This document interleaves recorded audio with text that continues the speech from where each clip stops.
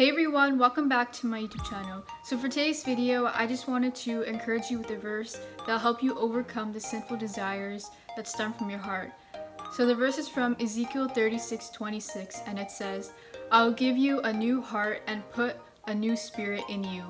I will remove from you your heart of stone and give you a heart of flesh." Many times in our life, when we look at our current and past mistakes, we begin to feel this shame and guilt stirring up in our hearts. Sometimes in our walk of faith, it's hard to let go of the worldly desires that once captivated us.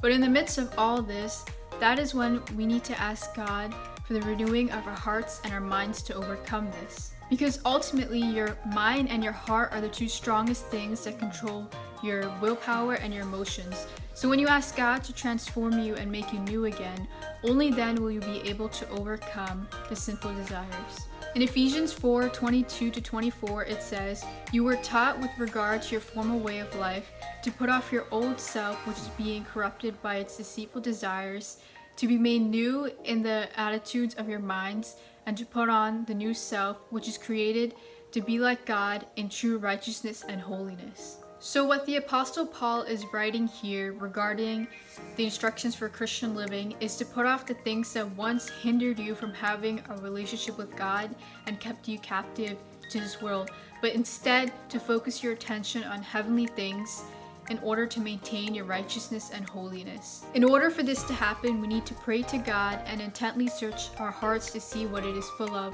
and slowly remove the sin within us. And at first it might seem difficult to let go, but it's all a process. A lot of times it's easier to give into the evil that your heart may want you to do, but you need to consciously make goals in order for yourself to grow. It's like, for example, telling yourself, so today I'm going to show compassion or kindness, or I'm going to be a joyful person. And with that in mind, you need to be focused and follow through with that. It's all about setting goals and slowly achieving them. And ultimately, the way to truly persevere through this process is by asking God to transform your heart and to constantly remind your spirit of what's right and wrong.